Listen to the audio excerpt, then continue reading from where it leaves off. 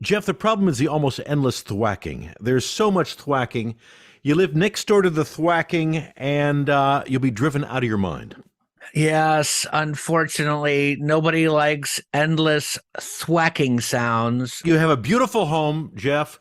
You've been living somewhere for a long time, and then some noisy neighbors come in, and they're not just noisy, they're ceaseless. They're passionate. They're passionate.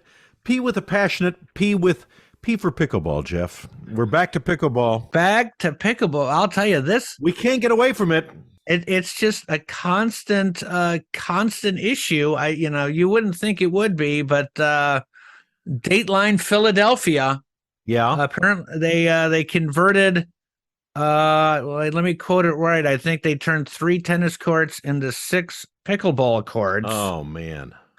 And the courts back up against this community, and there's they have 2 sound. We'll put this up on the link. They have a sound of what the tennis used to sound like. Sedate, lovely, refined tennis, almost like hypnotic, almost. Yeah, like Wimbledon, like people eating cucumber sandwiches and drinking iced tea along next to their tennis court.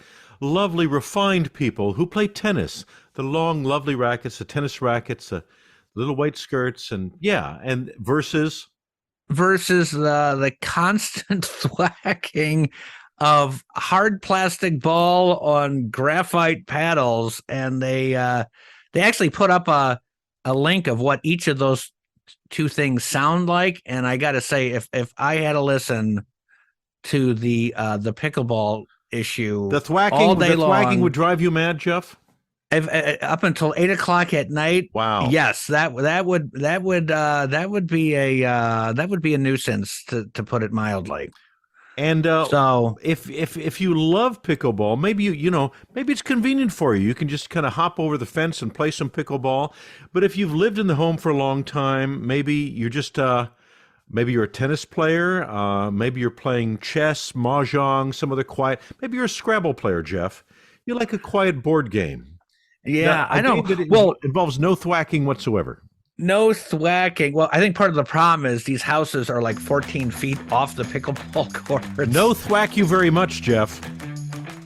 Dirty deeds, triggered tirades, busybodies, and missing cats. They say tall fences make good neighbors, but bad neighbors make the Right Next Door podcast. I can see where these residents have lived there for upwards of 15 years or longer. Yeah. And so the pickleballers are like, well, you shouldn't have bought a house next to the pickleball courts. And they're like, hello, no. I've lived here 15 years. I should be grandfathered in. And we don't know. Pickleball is a relatively new, it's an incredibly popular phenomenon. What will be the next phenomenon, Jeff? There might be some new sport that involves, I don't know, hurling glass beads at nearby cinder block walls or something. We don't know what are the kids going to be into? What are the middle-aged? What are the boomers going to be into? What noisy sport? Maybe skateboarding up and down your front walk. Maybe hang gliding off of your roof. Maybe that's who knows what's going to develop? Because pickleball, relatively recent. What's coming down the pike, Jeff? We don't know. I don't know. As long as it's not local monster truck rallies. That what would I've be never awesome. I don't. I had a guy I worked with, and he's like, yeah, I'm taking my son to the monster truck rally. I'm like, wait a minute, you're taking your son, who was like 8, into a giant arena with giant trucks belching exhaust, making all kinds of racket, and this is your idea of fun? I don't get it. Timmy, no need to bring along any earplugs. You're too young for earplugs. There are no sizes of earplugs that fit your little ears. Just brace yourself for the sonic onslaught. That buzzing, that hiss you hear after we leave the arena, that means you had a good time, Timmy. And you'll have the memory. Your slight hearing loss will be held as a dear memory of dad and son enjoying a day out, watching huge trucks with names like Car Killer, Monster Maverick. These monster trucks have these names like Terminator, Deathbringer, Widowmaker. Widowmaker, yeah, Widowmaker. That's I've actually watched some of that on cable, and I'm just amazed at how that's even a thing. Like I don't know that I would. Well, no, I do know that I would not even attend one if it were free, let alone to pay hard-earned cash to go watch one of those things. Jeff, then you don't know the meaning of fun. Why do you hate America? Yes. America loves monster trucks, and if you're not prepared to lose a little bit of hearing, I don't think it's too much of a sacrifice. For a lot of those trucks are driven by veterans, Jeff. And for you Are to they? say You're making this up. They are not. You don't know that. Show me some proof. Is one of the trucks called Sergeant Slaughter? That's a great name for a monster truck. That is. Well, it's already taken by one of the wrestlers, so that's not going to work. Man. Sergeant Slaughter. I used to love Sergeant Slaughter back. You were a wrestling fan back in the day? Oh yeah, when I was younger, I loved. I mean, did your dad take you to wrestling? So he no. It was like a Saturday morning. It was on Saturday mornings on like regular broadcast television, and that was kind of the era of Andre the Giant and Hulk Hogan and although Haystack I would say Calhoun. That's right, Haystack Calhoun, Roddy Piper. Oh yeah, who was one of my favorite. I Gorgeous think he had George. a short, Gorgeous George. Yeah, they were all Mr. Wonderful, Paul Orndorff. I actually got an autograph for my bride. He was sitting on a plane when I was flying back from Was LA. he known as Paul Orndorff? Don't you change your name from Orndorff to something else? He was known as Mr. Wonderful. Oh, okay. That guy was sitting in a first class seat. Yeah. And half his body was hanging out of No, wait a minute. The aisle. He was a big dude. I had no idea. The guy from Shark Tank was a professional wrestler at one time. There's a Mr. Wonderful on Shark Tank.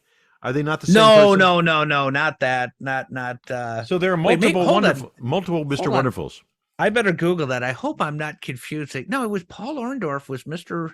Hang on, I'm going to do a quick Google search. If your name is Orndorff, just for you kids at home listening, and you're going into professional wrestling or ice dancing, or you're going to be known as one of the top drivers of monster trucks, and your name is Orndorff, and I don't want to take anything away from the proud Orndorff families around our nation, but I think you should change your name to something like Mr. Wonderful, Mr. Fantastic. I'm to confirm, Paul Orndorff. Yeah. Nicknamed Mr. Wonderful, was an American professional wrestler and college football player. And so, but he was a big guy. He was a really big guy. Oh God, this might be bad news because it's showing an end date. I'm hoping that's for his career and not for his life time on planet Earth. Let's see. October 49. Oh, geez, I think he died last July. Well, if you slam your head... Well, yeah, it says was. Oh, that's unfortunate. So some unfortunate news, ladies and gentlemen. I had no idea. Well, podcasting, that's one of the reasons I chose podcasting, Jeff, because it's very unlikely that I'm going to get my head slammed with a folding chair while doing a podcast. And that's one of the things I like about the job description. When I signed up for this, you explicitly said, Darren, I just need you to, just to make some funny stuff. Just talk to me. There will be no one coming at you with a folding chair to slam you in the head or throw you over the rope or tag team you in any violent way. Yeah, that was, but that was some quality entertainment. I got to say, I miss the golden age. I would refer to that as the golden age of wrestling. Of when was that? That was probably mid 1980s, late 1980s, somewhere in there. Norm Macdonald did this bit where he did Turd Ferguson as Burt Reynolds on the Celebrity Jeopardy. Did you ever see any of those? I'm sure I did. It's just been a while. Oh, one of my all-time favorite bits on SNL, and McDonald did a really good Burt Reynolds, and then he wanted his name changed to Turd Ferguson, and he made some reference of his answer was, "Who is Andre the Giant?" And then Will Ferrell's like, "That isn't even the question." He's like, "No, I'm asking."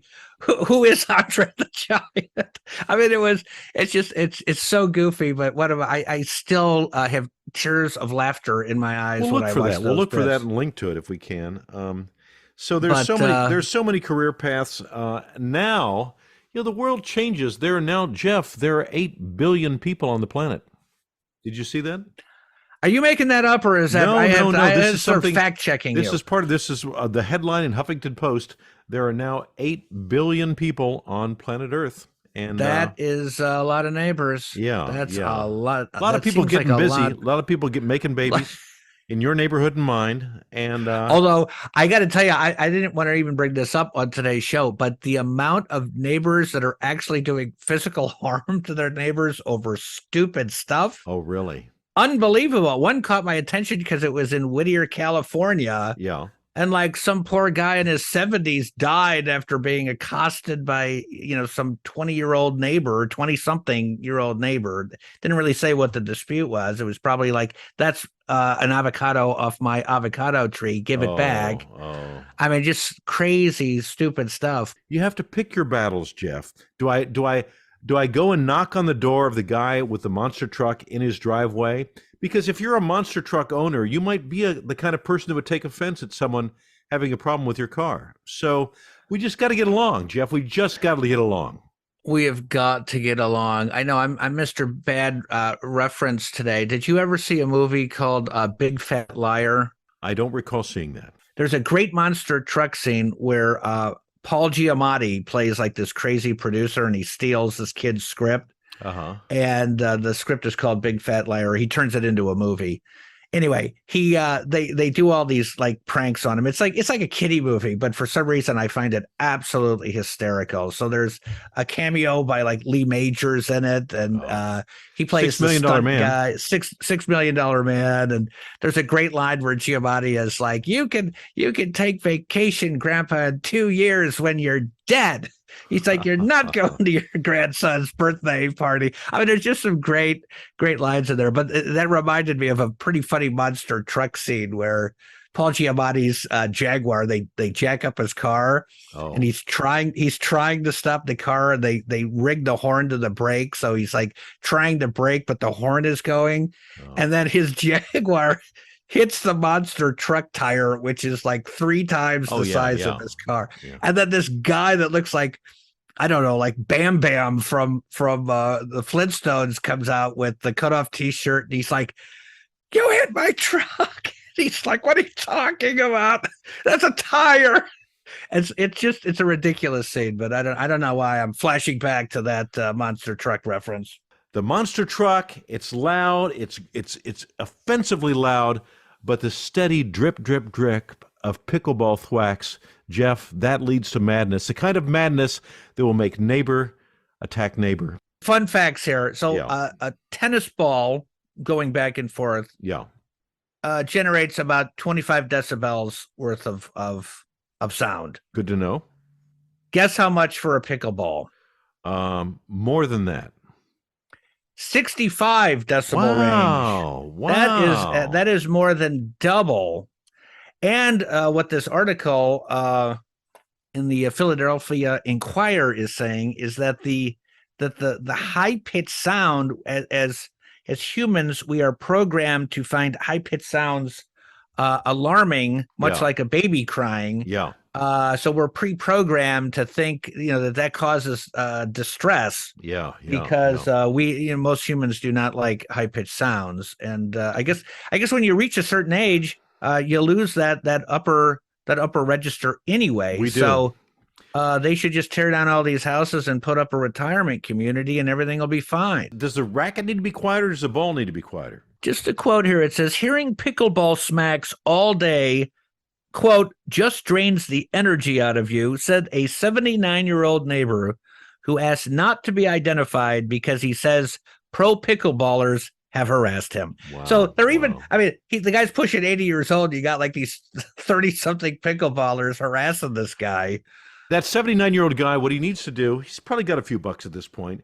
If he really gets fed up, he buys a monster truck, drives it right over the court, destroys it, destroys the court with his monster truck. He's behind the wheel, his little bony hands on the steering wheel. "I'll show you guys." Oh my God. Well, he wouldn't even have to do that. He could just park it in the back of his house and turn on the engine. That would be enough Just that thing idling would be enough. Yes. And then if he really got annoyed, just, goose the accelerator and blow out some exhaust. Yes. That would be enough.